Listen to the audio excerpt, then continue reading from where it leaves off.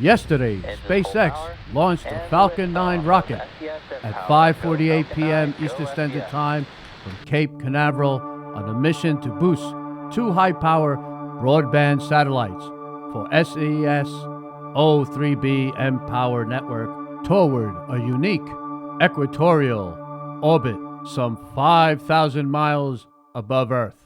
The Falcon 9 rocket placed the first two O3b mPOWER satellites into orbit to join the SES 21st generation O3b Internet satellites launched from 2013 through 2019. The Stage 1 booster rocket then separated and landed successfully on the drone ship.